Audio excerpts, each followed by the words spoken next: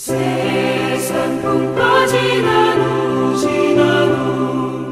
영화로운 나라와 눈물 없는 곳으로 들어가게 하소서. 주여 나를 인도하소서. 많은 세상 살 동안 주여 인도하소서.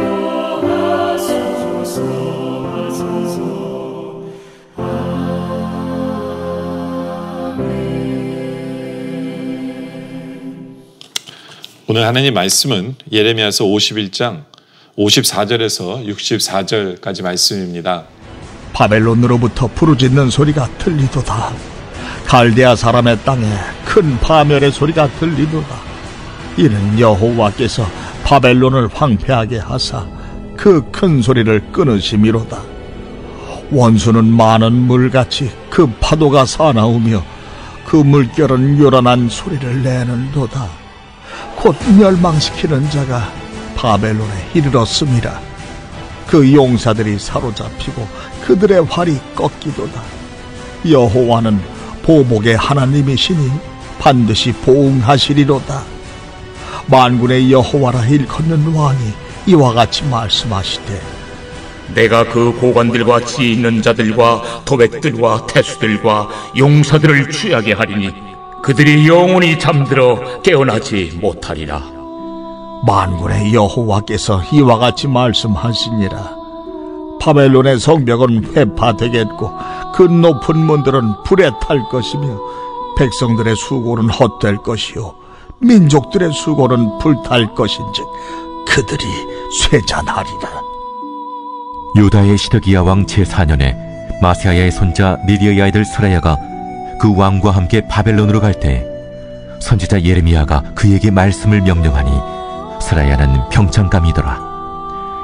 예레미야가 바벨론에 닥칠 모든 재난, 곧 바벨론에 대하여 기록한 이 모든 말씀을 한 책에 기록하고 스라야에게 말하기를, 너는 바벨론에 이르거든 삼가 이 모든 말씀을 읽고 말하기를, 여호와여 주께서 이곳에 대하여 말씀하시기를, 이 땅을 멸하여 사람이나 짐승이 거기에 살지 못하게 하고 영원한 폐허가 되리라 하셨나이다 하라 하니라.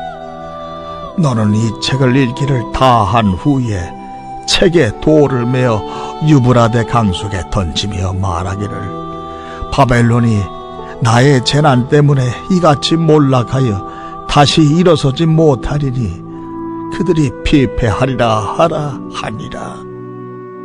예레미야의 말이 이에 끝나니라.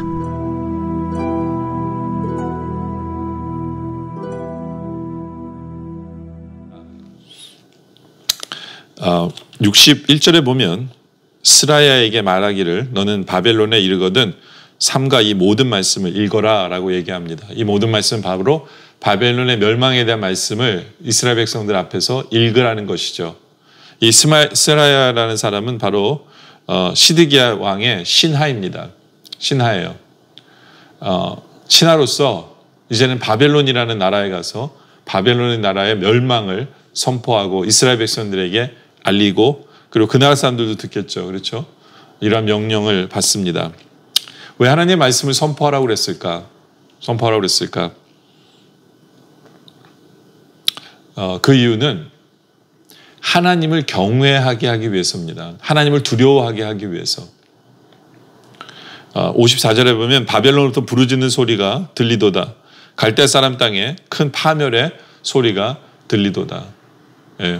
바로 그것을 이루시는 분이 하나님이에요. 바벨론을 심판하시고 멸망시키시고, 그래서 정말 그 심판의 소리를 들리게 하시는 분이 우리의 하나님이심을 알리기 위해서예요. 그래서 그 소리를 듣는 사람들이 하나님을 경외하고, 그렇죠, 하나님께로 돌아오고, 또 이스라엘 백성들 같은 경우에는 하나님께 소망을 두도록 하기 위해서 이 말씀을 선포하라고 이야기하시는 겁니다.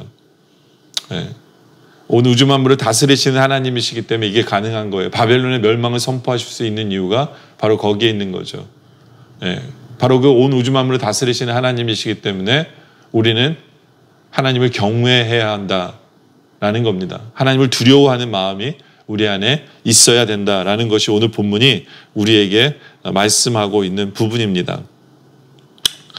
그래서 55절에 이는 여호와께서 바벨론을 황폐하게 하사 그 큰 소리를 끊으심으로 원수는 많은 물같이 그 파도가 사나우며 그 물결은 요란한 소리를 내는도다. 그렇죠? 네, 엄청난 힘으로 이 바벨론을 물리치는 어떤 그런 장면의 모습을 얘기하면서 56절에 곧 멸망시키는 자가 바벨론에 이르렀습니다. 그 용사들이 사로잡히고 그들의 활이 꺾이도다. 여호와는 보복의 하나님이시니 반드시 보응하시리로다. 바로 또 이 말씀을 선포하는 이유는 우리 하나님이 보복하신 하나님, 보응하시는 하나님이심을 나타내기 위해서 이 말씀을 주신 것이다 라는 겁니다. 바벨론은 자기들이 너무 힘이 강해서 아무도 자기들을 보복할 거라고 생각하지 않습니다. 그런데 우리 하나님은 원수를 갚아주시는 하나님, 우리 하나님은 보응하시는 하나님이세요. 그렇기 때문에 이 말씀을 듣는 이스라엘 백성들이 위로를 얻을 수 있고 힘을 얻을 수 있도록 하시기 위해서예요. 그리고 이 말씀을 대하는 모든 사람들이 보응하시고 원수를 갚아주시는 하나님이시기 때문에 우리가 얼마나 다른 사람에게 원수가 되지 아니하고 다른 사람을 오히려 선대하고 다른 사람에게 베풀며 사랑해야 되는지를 깨달아 알기를 원하셔서 이 말씀을 주시는 것이다 라는 거죠. 그렇죠?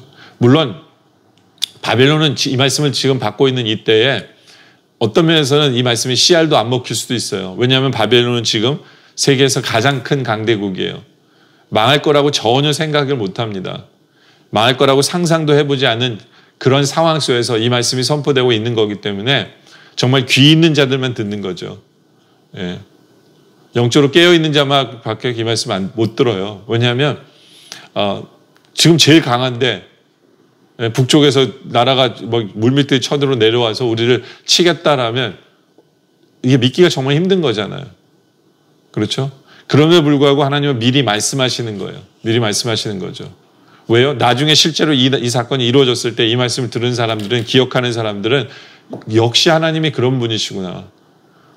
그러면서 하나님을 경외하게 되고 두려워하게 되고, 그리고 역시 하나님은 보응하시는 하나님, 내가 행한 대로 갚아주신 하나님, 내가 행한 대로 원수를 갚아주신 하나님, 나의 편이 되셨을 때 나의 원수를 하나님이 대신 갚아주시는 하나님이시라는 것을 그들은 알게 되는 거죠. 아, 이스라엘 백성들을 우리가 저렇게 막대하는 것은 잘못이었구나. 우리가 정말 회개해야 되는구나. 깨달아 알게 하기 위해서 하나님께서는 이 말씀을 선포하게 하시는 것이다 라는 겁니다. 또 하나님께서는 이스라엘 백성들에게 이 말씀을 선포하시는 이유는 뭐냐 하면 미리 알고 있으라고 말씀을 선포하시는 거예요. 그래야 이스라엘 백성들이 바벨론에서 영원히 사는 것이 아니라는 걸 알기 때문에 그래요. 그렇죠? 62절에 보면 말하기를 여호와께서 주께서 야곱에 대해 말씀하시기를 이 땅을 멸하여 사람이나 짐승이 거기서 살지 못하게 하고 영원한 폐허가 되리라 하셨나이다 하라 하니라. 그렇죠? 그 땅이 이제는 자기들이 지금 포로 잡혀와 있는 땅이 폐허가 될 거니까 어떻게 돼요? 아, 우리는 언젠가는 이 땅을 떠날 것이다 라는 준비를 해야 할 것이잖아요. 준비를 할 거죠. 그렇죠? 그러라고 말씀을 미리 듣고 앞으로 벌어질 일에 대해서 항상 예비하고 준비하는 삶을 살라고 하나님은 미리 알려주시는 우리 하나님이시다라는 거예요. 깨어있는 자들은 그 말씀을 듣는다라는 것입니다. 제가 지난주 설교에도 우리가 항상 늘 기도하면 하나님의 뜻을 안다라고 얘기하죠. 예수님이 습관적으로 기도하시기 때문에 항상 어떻게 영적으로 모든 것이 되어지는 것을 알고 대처하지만 제자들은 자고 있기 때문에, 기도하지 않기 때문에 뭐가 어떻게 돌아가는지를 모르기 때문에 항상 멀찍이서 쫓아가는, 하나님을 쫓아갈 수밖에 없는 삶을 살 수밖에 없다라고 말씀을 드렸는데, 우리 하나님은요, 우리 하나님은 말씀을 통해서 미리 알려주시는 분이에요. 하나님의 계획을 알려주시는 분이다라는 겁니다. 그렇기 때문에 우리 할 일은 뭐냐 하면 깨어있어 기도하며 하나님께서 우리에게 주시는 말씀에 귀를 열고 그리고 믿음으로 반응하는 거예요. 겉으로 볼 때는 지금 바벨론이 너무너무 강하기 때문에 이게 말도 안 되는 소리 같지만 절대로 인간적으로 볼 때는 이루어질 것 같지 않은 그러한 모습을 바라보고 있을지 모르지만 중요한 것은 하나님의 말씀이 선포되었기에 우리는 세상을 바라보고 상황을 바라보는 것이 아니라 말씀을 붙들고 말씀을 믿는 그 모습이 필요한 거죠. 그렇죠? 하나님의 말씀을 믿고 오히려 우리는 하나님을 경외하고 하나님을 두려워하고 심판주 되신 하나님을 우리가 믿으면서 의지하는, 그래서 하나님을 경외하기에 좌로나 우로나 치우치는 것이 아니라 우리의 마음을 항상 붙들고 하나님을만을 향해서 나아가는 그러한 삶을 살아야 된다라는 거예요. 상황이 어떠하든지 간에 주님의 말씀이 선포되었기 때문에 우리 하나님은 원수를 갚아주신 하나님, 그렇기 때문에 내 손으로 원수를 갚는 것이 아니라 하나님께 맡기는 거죠. 그리고 늘 보응해 주시는 하나님이시기 때문에 우리가 나누며 베풀며 이웃을 사랑하며 하나님을 사랑하며 살아갈 때 그것에 대해서 보응해 주시는 그 우리 하나님을 믿고 우리는 오히려 나누며 베풀며 사랑하며 살아가는, 이것이 말씀을 받는 성도의 모습이 되어진다라는 것입니다. 그리고 하나님이 말씀을 주셨을 때 이제는 미래에 대한 말씀을 우리에게 주시기 때문에 미리미리 준비하고 계획하고 어떻게 하면 주님을 더 잘 섬길 것인가, 어떻게 하면 주의 뜻을 이룰 것인가 라는 그런 고민과 그러한 삶의 행동을 통해서 정말 세상 사람들이 알지 못하는 그 영적인 세계를 우리는 미리 알므로 말미암아 그 길을 먼저 걸어갈 줄 아는, 미리 알고 걸어갈 줄 아는 그런 삶을 통해서 사람들에게 아, 예수 믿는 것이 저래서 좋구나, 예수 믿는 것이 영적으로 깨어있는다는 것이 저런 것이구나를 미리 본을 보여줄 줄 아는 그러한 삶을 살아가는 바로 그런 우리 모두가 되어지시기를 주님의 이름으로 축원합니다. 기도드리겠습니다. 아버지 하나님, 지금도 우리에게 말씀을 선포해 주시는 주님이시기에 감사합니다. 늘 주님의 말씀을 대하면서 우리가 항상 하나님을 경외하게 하여 주시옵소서. 모든 것이 하나님의 손에 달린 것임을 우리가 보게 하여 주시옵소서. 정말 심판주 되신 하나님, 그런 하나님을 우리에게 보게 하시고 특히 원수를 갚아주시는 하나님이심을 우리가 믿게 하여 주시옵소서. 내 손으로 원수를 갚는 일이 없게 하여 주시옵소서.